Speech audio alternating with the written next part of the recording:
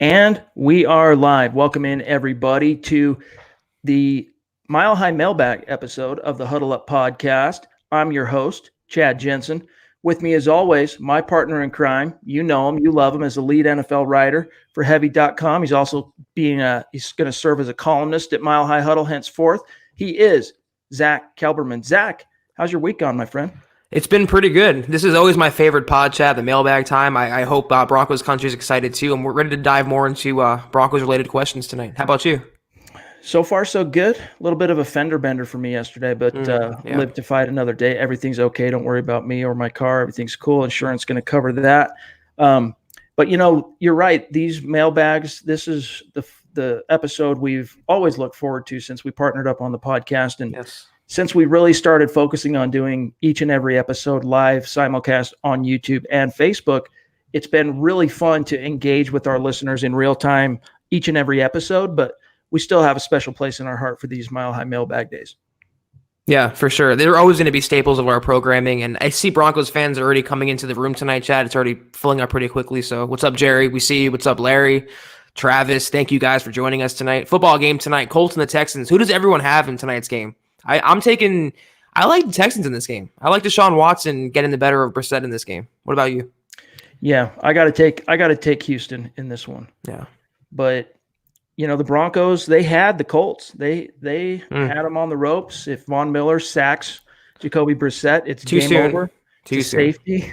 Maybe it is. A little bit. But the wound's still pretty fresh. The Broncos, here's the thing, and then just in a couple weeks, they'll take on the Texans in Houston. But that's right. The Broncos have really hung tough against a really tough schedule. Strength of schedule wise, we knew going into the season, it was the second toughest strength of schedule behind only the Oakland Raiders. And, they've, with the exception of that Chiefs game, which oddly enough is the one game you think they would have had a chance to win, knowing that Pat Mahomes got bounced early. Outside of that game and maybe the Green Bay Packers game, week 3 on the road, the Broncos have hung tough, Zach, against some really tough opponents. And I know that in this game, there's no such thing as a moral victory, but sometimes you do have to, kind of look for that underlying moral thread. And in that case, it tells me that, the Broncos, they're onto something. They've got a foundation here that Vic Fangio has laid. We're going to talk a little bit about that foundation here in just a few minutes, but that's encouraging at the very least. It's just a matter of still, Zach, they've got to figure out the quarterback.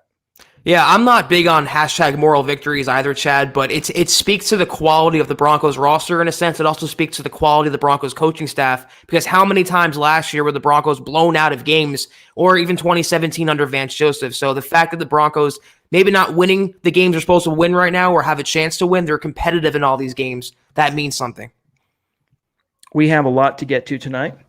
We're looking forward to hearing what your questions are. Costa, we see your question, and anyone, we'll get to your questions here in just a few minutes. First, just a couple of quick reminders, you guys. Make sure you're following the show on Twitter. That's how you keep your finger on the pulse of what's happening with the show in real time, at Huddle Up Pod. And a lot of you, more and more, each and every day, you're funneling over and you're following the show, and the numbers are growing there. So we appreciate each and every one of you. But that's the best way to stay in touch with what's going on. And not just when we go live, but programming issues, giveaways, all that stuff. You want to make sure you're following the show on Twitter at Huddle Up Pod.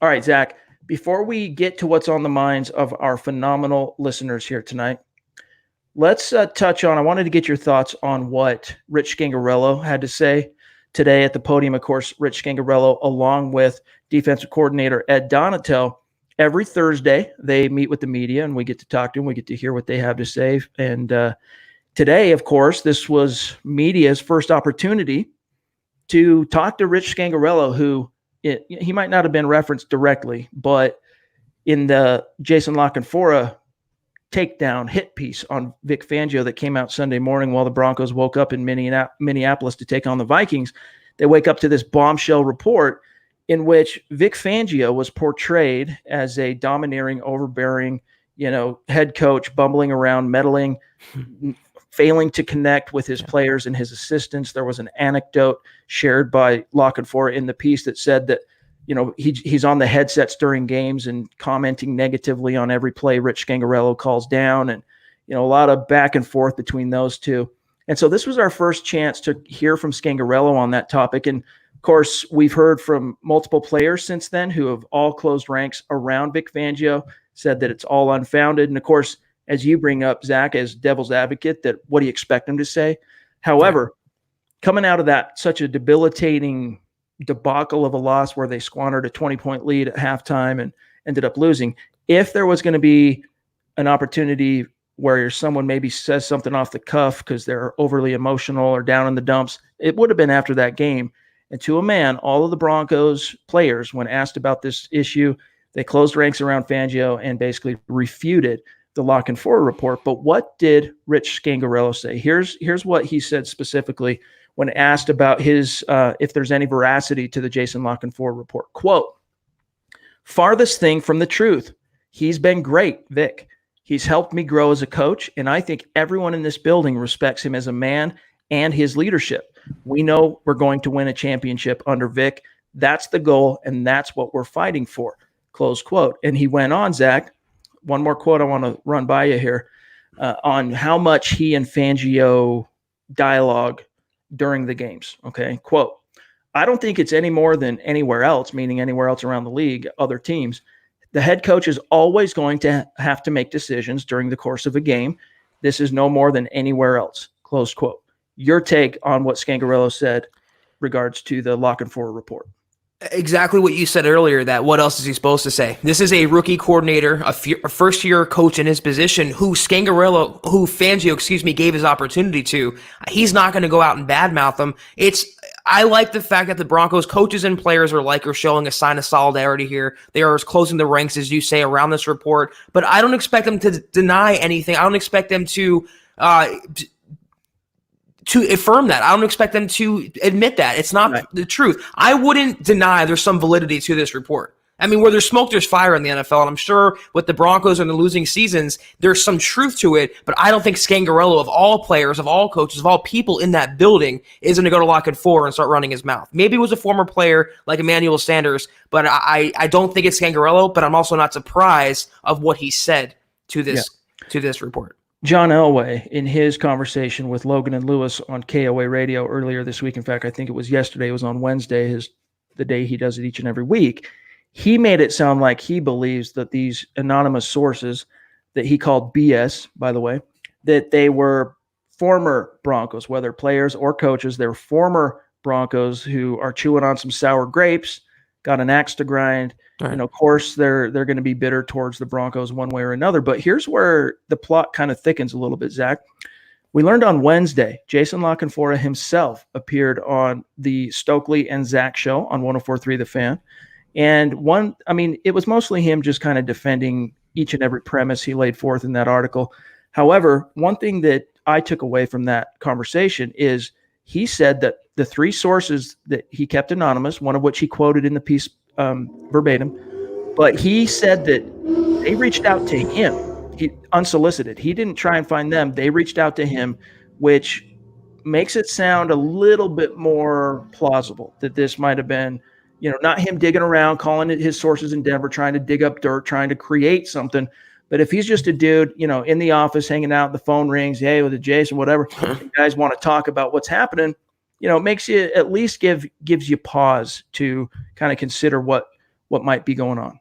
It does, and like I said, he's a veteran reporter. He doesn't have the best track record, La Canfora, but he knows at least some people within the Broncos building, and I'm not going to deny that this report, or I'm not going to confirm that it's 100% false. There's probably some truth to it. I just don't think Scangarello is going to come out and run to him and pick up the phone. I don't think Elway is the one that's going to do that and badmouth Vic Fangio, his first-year coach, and undermine the guy. It's got to be someone with an axe to grind. It's got to be someone that was given a reason. Could be Joe Flacco, for all that matters. It could be Emmanuel Sanders. Could be Aqib Talib. There's been so many people in the Broncos building that are no longer in the Broncos building. Could be Gary Kubiak. There could be so many other sources out there. We don't know who it is, but I really heavily doubt Scangarello is the one flapping his gums. Yeah, and for what it's worth, I think here's my opinion. Now, this is only a theory. This is opinion. This isn't fact. Okay, this is my take on this. I think there was a reason Emmanuel Sanders was featured and focused on so much in that article. Yeah, I think some of this came from Sanders. All right, yeah. I'm just going to be frank and honest with you. And I'm not alone in that. We're not alone in that. Okay, Zach and I. Many people in the know in Denver media are of the same opinion. So there's some truth to it in terms of that's the way Vic has been perceived by some people, but I don't think it's necessarily the story. I think overall, Vic Fangio, this team has had to kind of acclimate to his way of doing things. He's changed the schedule on them. He's done some things that are a little bit different than what guys are used to, and I'm sure it ruffled some feathers along the way. But I do think this is a case of, making a mountain out of a molehill. There might have been forks in the road, and this is a competitive game. I mean, we're talking about football, and in the NFL at the pro level, emotions are going to run high. Guys are going to fire at each other. Anybody who played organized tackle football knows that even your coaches who love each other, you'll see them at times going at it and battling and arguing with each other because emotions run high, and that's what, the spirit of competition brings out in people. I'm sure, Zach, there have been times this year where there have been hot things said in the moment over the headset or even in practice or on the sidelines. But as Scangarello said today, nothing any more than happens on any given Sunday across the NFL with each of the 32 teams. And I will say this, if that report came out on Sunday morning, if the Broncos would have upset the Vikings, we wouldn't be having this conversation right now, Chad. That wouldn't even be a topic. But because they lost that game and because they lost in such brutal fashion, a lot of it was coaching, we're talking about it now. But you're right, it's a bigger issue because the Broncos' record is what it is. This doesn't come out with teams with winning records with good coaches. It's a fact of the situation. Right. It's a symptom of being 3-7. Exactly. Right?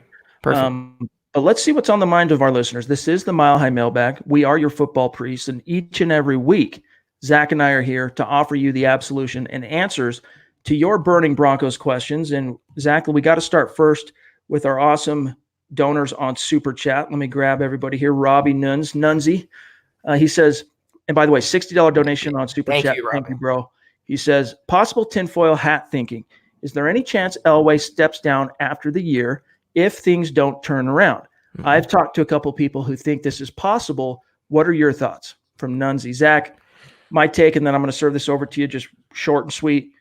People don't fire themselves, and especially people making many millions of dollars and in high positions of power. Yes. Yeah, he has too big of a stake in the Broncos franchise. He could be angling for maybe an ownership stake in the Broncos. We don't know what his plans are just yet. There's been rumors about that, but I would be stunned. I would eat my hat on camera, Chad, if he walked away from the Broncos. He is going to have that job. It's his. It's a multi-million-dollar a year job as long as he wants it, at least until the Broncos have stable ownership. And that could be another 1, 2, 3, 5 years. So as long as he's in that situation with only Joe Ellis above him, technically, I think he's pretty safe. He's not going to walk away from that.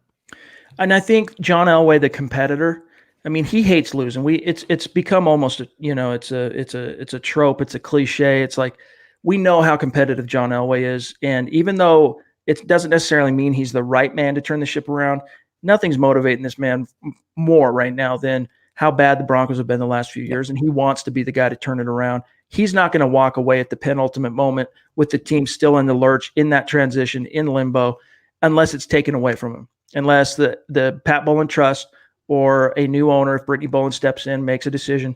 That's the only way John Elway steps down. And then I think eventually he's got an exit plan. I don't know exactly what it is, but it's not going to be something he does. He'll want to go out the same way he left as a player, all right, from the top of the mountain. Yep. So Big Daddy Kane chipping in with a $20 donation on Super Chat. Great friend of the show.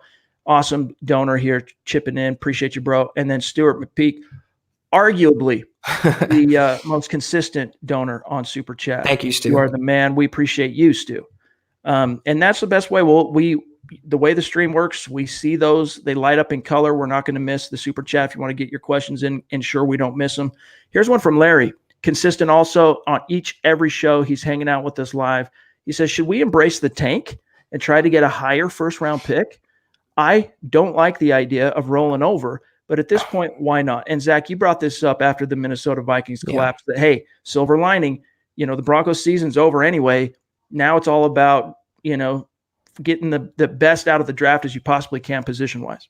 I said this last year, too, before the Broncos went on that late season winning streak that almost saved Vance Joseph's job. I mean, the only thing that can happen at this point with the Broncos unofficially mathematically eliminated from postseason contention is to lose as many games as possible it ensures a higher draft pick and ensures that changes that need to be made will be made. From quarterback to personnel to coaching, the only thing winning is going to do is give John Elway a false sense of hope and security, and maybe he wouldn't make those changes. Maybe he wouldn't fire Tom McMahon. Maybe he wouldn't go after a quarterback. And he needs the high draft positioning too. That's the biggest silver lining here. So you never want to root for the Broncos to lose or hope they're going to tank any games, but it wouldn't be the worst thing in the world, Chad, if they kept losing and that kept happening. To me, the worst possible thing that could happen is they beat Minnesota, they beat Buffalo, they go on a little bit of a run, and Elway believes and fools himself into thinking that Brandon Allen's the answer, continues to kick the Drew Lock can down the road. And that brings up what our friend Jacob, longtime listener, great friend of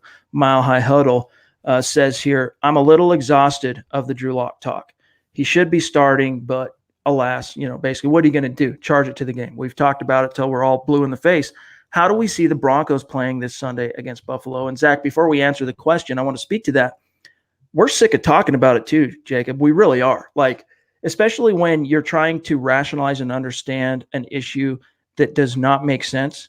It makes you feel like a crazy person. And I'm sure all of you guys are the same way with us. We're trying to wrap our heads around something that is literally inexplicable. There's no explanation for it that makes sense, that you can rationalize and understand logically. And so there is a fatigue, I think, in the fan base that Jacob's speaking to. It's not just you, Jacob. I think overall fans are tired of this. What's there left to say? We'll start talking about Drew Lock when he plays type thing, but it's still an issue, and Vic Fangio's talking about it every day, so we're going to continue to probably have to address it, and we will. But, Zach, how do you think the Broncos are going to look this week on the road, East Coast time, upstate New York, another early start? How do you think this team's going to look in Buffalo? Well, I don't want to add to the Drew Lock talk, but I want to kind of echo what you just said, Chad, that we're left in the dark here, and we've been led astray since he's been drafted pretty much. So we don't want to speculate. We don't want to guess, but the Broncos are giving us nothing to work with, and we still feel like it's important to discuss the potential quarterback of the future to this franchise. In terms of the game in Buffalo, we talked about it before we started the live stream tonight, Chad. I don't think the battle of the Allens, Josh Allen versus Brandon Allen, is going to yield much offense in this game. To me, I see a big-time defensive struggle. I think the Buffalo home field advantage could be the difference in this game, but I'm thinking maybe 12-9 type game, 16-10, a very low-scoring game, very hard-fought game in the end. I think both Zach and I are going to save our picks and predictions for the Mile High Roundtable tomorrow that you guys can look for, the written version. I'm going to save mine anyway, the specific pick anyway and the specific score. But here's what I'll tell you for now. Here's a little tease. I wouldn't be surprised if where they ended up falling just short against Minnesota, Zach, and a 7-3 team at the time. Buffalo Bills also 7-3 now, where they fell short in Minnesota. I mean, again, they're proven against quality teams, playoff caliber teams, they can hang. This is a second-year quarterback. I think Vic Fangio is going to throw some things at him that he hasn't seen before. I think you're going to see a stronger, more consistent defensive performance, and I think it's going to come down to, can the offense make the plays? It wouldn't surprise me if we see the Denver Broncos pull out an unlikely win on the road in Buffalo. But here's Travis, longtime listener to the show. He also was a guy that listened to, a big fan of what Zach did on the Facebook Lives back in the 24/7 sports days. Travis says, what do we need to come back home with a win on Sunday? I think the biggest key, Zach, for the Broncos to emerge with a win is they can't allow those big strike plays on defense.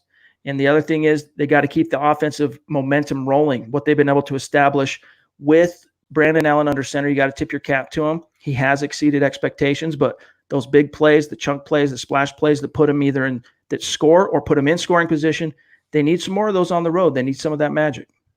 I'm not worried about the Broncos defense in this game. I think they can and will contain Josh Allen and that Buffalo offense. It's not very hard to do. My only concern going into Buffalo in a very tough environment against a very good defense is the Broncos offense. Like every other game, Chad, it always comes down to the Broncos offense. If they can put up points in this game, get into the end zone, not settle for field goals, not miss field goals, they can get solid play out of Garrett Bowles, they can win this game. I didn't necessarily predict a Broncos loss. I'm just thinking it's going to be a very, very low-scoring, defensive-oriented game. And if the Broncos can just do enough on offense, they can pull off the upset here. Russell says, what's up, fellas? Let me kick it off with a tough question. What positions do we look at for first few rounds of the draft, and which positions do we want more veteran free agents? Zach, focusing on the draft talk, I remain at this stage. I mean, we're almost 3/4 of the way through the season. I think the Broncos need to focus on offensive line and cornerback, because I think best case scenarios, it's a 50-50 coin flip whether or not Chris Harris returns next year. And so let's just assume he's gone just for the sake of conversation. Maybe you get Bryce Callahan finally back next year, and that helps your depth a little bit. Maybe Devontae Bosby returns to the same form you had him this year before he injured his neck. Those are two big ifs, though. As it stands, the Broncos' depth at corner is, you got Devontae Harris, who giveth and taketh away. The same can be said for Duke Dawson. So I think they need to focus on offensive line, cornerback. Quarterback, something that I think they need to kick down the road one more year until they know something about Drew Lock. I would add a wide receiver on there, maybe a game-breaking, speedy wide receiver. They can do a lot of damage on the open market, Chad. They're going to have a lot of money to play around with. But like we talked about on yesterday's pod, they have to take care of the in-house free agents first. That's Chris Harris, potentially. That's Justin Simmons, Shelby Harris, build from the trenches. And that's why I'm right with you there. Offensive line is priority number one in the whole offseason, free agency and the draft. That is what they have to target the most, because whoever they're going to put back there, Drew Lock or Burrow or Herbert, it's not going to matter if they can't protect him. Jerry's sentiment that the Broncos are so much better than their 3-7 record, I think that's true. They have hung with the tough teams, as I've said, but I am one of those who subscribes to the Bill Parcells school of thought on this topic, and that is, you are what your record says you are. Yep. They're a team that has, they're a close but no cigar team, and eventually they need to get that cigar, Zach. In fact, Brian here says he's still thinking of the cigar. If the Broncos win their last 6 games, they have an 82% chance to make the postseason. I'm not saying I want that to happen, but that must be the way Elway is looking at it. And yeah, I think you're probably right. They're going to wait to see how Brandon Allen hangs in this second consecutive tough game on the road and reevaluate the quarterback situation next week. And I wouldn't be surprised if they activate Drew Lock, not this coming Saturday, but the Saturday after. That might have been Elway's burner account, Chad, because no way are the Broncos winning their last 6 games and making the playoffs. Guys, if they blew a 20-point lead at Minnesota, that game should have showed one thing. They're not worthy of being in the playoffs this year. They're not a playoff caliber team this year. They are just short of that. They have a ways to go before getting back into the postseason. You can hope for a win. You can hope they win out, and you can hope they do good. It's going to feel good for a Broncos fan, but in the long-term sustainability of the Broncos franchise, it's not going to do them a whole lot of justice, missing the playoffs more than likely with supposedly a winning record. Jerry says, does Locke have to be activated within a week to get to play this year? I'm not sure exactly what you mean, but the strictures on Locke is this is his second week of practice since they activated him on the practice field as an injured reserve player. He gets the rest of this week and the rest of next week before the Broncos have to decide whether or not to put him on the 53. But they can activate him at any point and play him at any point, Zach. There's no deadline or timetable on that side of the things in terms of governing the Drew Lock situation. Yeah, it's a murky case for fans to understand, but like Chad said, he can be the starter this Sunday if he wants. They can make it at any time, but they have to, in their estimation, take it slow with Drew Lock and slow play this as much as possible. So we just have to hope he's the backup next week going into the following week's game.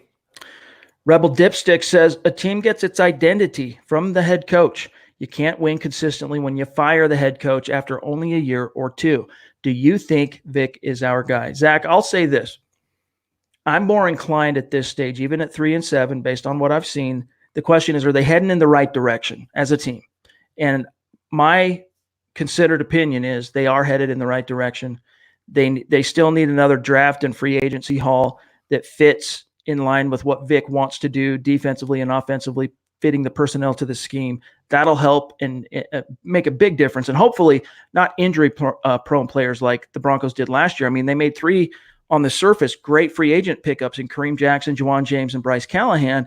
But 2 of those 3 combined for just 32 snaps, and one of them we haven't seen so far this year. So if Vic Fangio and John Elway working together, they continue to stock the cupboards that fits his scheme and Scangarello's scheme, and Drew Lock is what they think he might be, at least what I believe they think he might be, yeah, I think Vic Fangio, the Broncos could be something in 2020, but so much of it hinges on Drew Lock. At the end of the day, I do think I'm more inclined at this stage, though, Zach, to answer the question that Vic is the guy, but it's still an open-ended deal, not enough information quite yet to make a ultimate determination. But he's not a one-and-done guy, that's for sure. That was what I was going to say. If we're grading Vic Fangio, he gets an incomplete right now. It's only 10 games. We can't judge the guy based on that. He looks like he has the makings of a good coach. He also has some bad qualities he has to get rid of too, but he's a rookie coach going through rookie growing pains. I'm inclined to agree with Chad. He has shown more good than bad. He's gotten this defense back to playing near an elite level. He brings a lot to the table as a respected coach. He just has to get down the player relatability issues, getting the right personnel in the locker room that can mesh with his culture and his style. Once that happens, and it takes more time on the job for that to happen, you're going to see a better product on the field. I absolutely agree Fangio should get at least 2-3 years. He's not Vance Joseph. I think he brings a lot more to the table. Yeah, I mean, he is competent. He knows what he's doing. He might be a first-year head coach, first time at 61 years old. He's a first-time head coach, but he's not bumbling around. Is everyone always is learning on the job. All right. That goes without saying, but the learning curve is not as steep for him as it was for Vance Joseph. Let me just put it that way.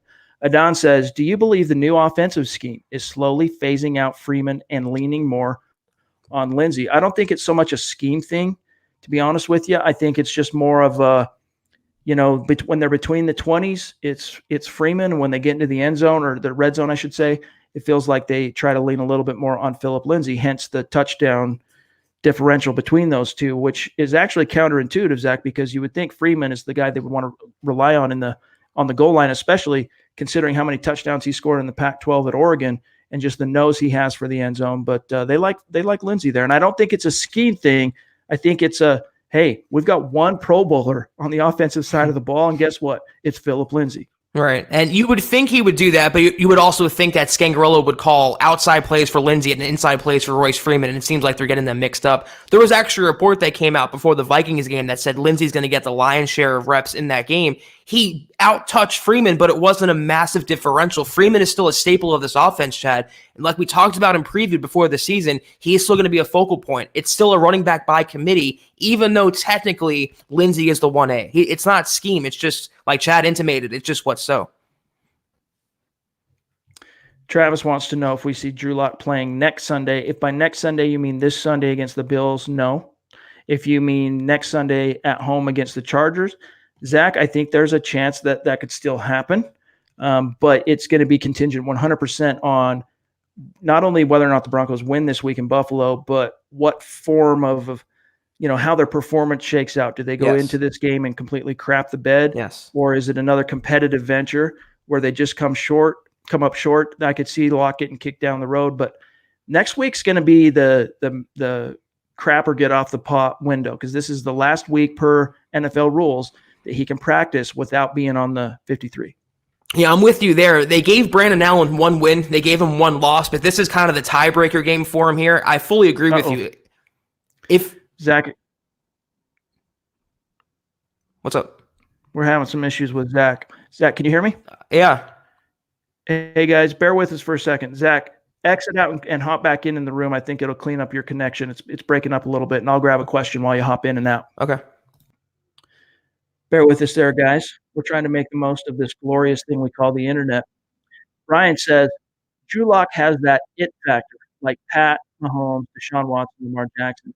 I think that's why people think he'll immediately have success, regardless of him being a rookie. You good? There he is. All good? Can you guys hear me? He's coming back. There he is. Zach, how you doing, brother? I'm good. Can you hear me good? There we go. Yeah, we're getting a. Can you read what's on the screen, my friend? Yeah, I can see it. I can hear you. Now you're good. Now we're good. Okay.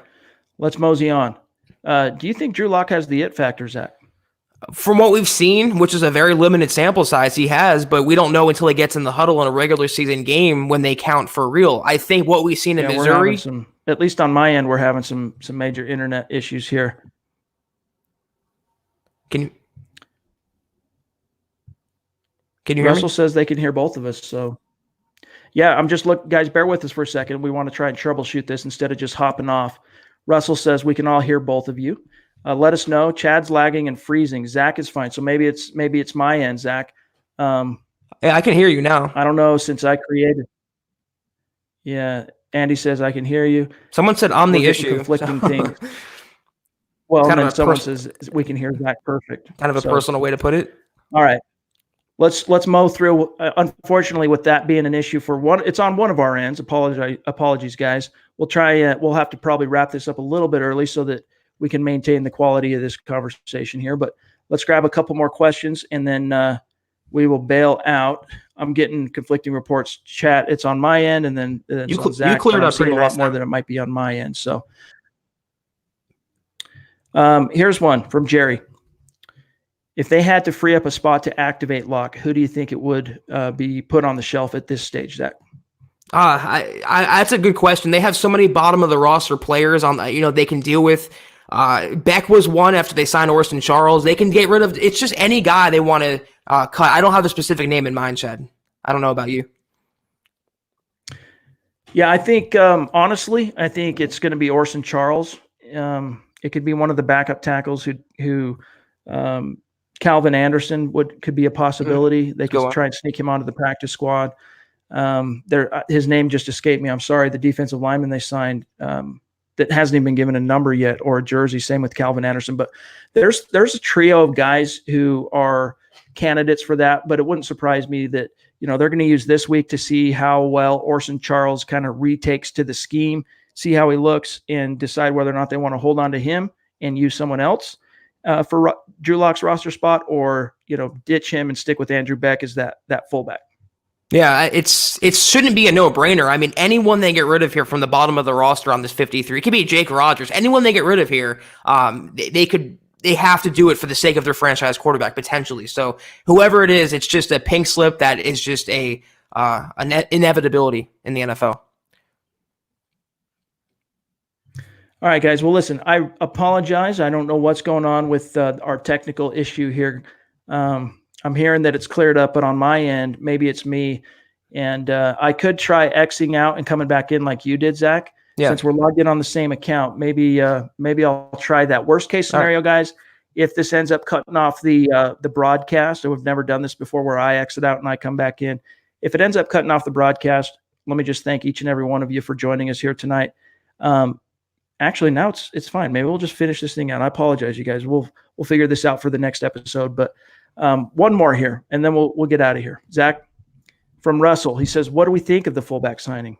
Also, where did Harris come from this week? He has always been a beast, but do we see him having another big performance week to week? I'm speaking specifically, I'm sure, of Shelby, who had 3 sacks on the road in Minnesota. Zach and I are pretty ambivalent to the Orson Charles signing. I was of the opinion that they should have just held that in check for Drew Lock. Like, this is Andy Janovich's spot is no more. We're going to save that for next week when we get Drew Lock, or just activate Drew Lock now. I don't know what they're waiting for, because it's not like they're going to keep him on the shelf. They've practiced him. He's healthy. They're even exposing him to the media. They would suffer, Zach, an enormous crap storm if they decided not to activate Lock at this stage. So why delay it? Just, you don't have to start him. You don't even have to make him the backup, but activate him and get that going. But yeah, Orson Charles, it's one of those take it or leave it type situations. I'd be surprised if he's on the team longer than a couple of weeks. And other than that, Shelby Harris, he's starting to get into his own, Zach. Yeah, I hate the Charles move. They had Andrew Beck on the roster who plays fullback and tight end. You're getting 2 players for 1 there, and you just need a guy on running situations to replace Janovich. So I don't agree with that move at all. It's another one in Elway's long history. In terms of Shelby Harris, that's why he's priority number 2 to me over Chris Harris Jr. behind Justin Simmons. He is done week in and week out, year in and year out, scheme in and scheme out. He just balls. He's good against the run. He's good against the pass. He's a great player in that front 7, and you win in the trenches on defense.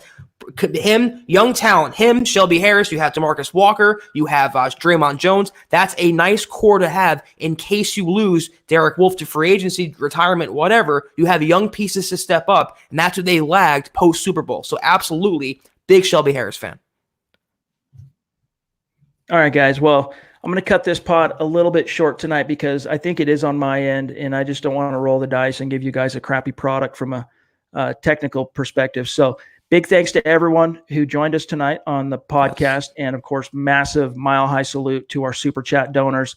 You guys keep it consistent each and every night we're here. You guys are supporting the show. And thank you. That's going to allow Zach and I to continue to do so many cool things, not only from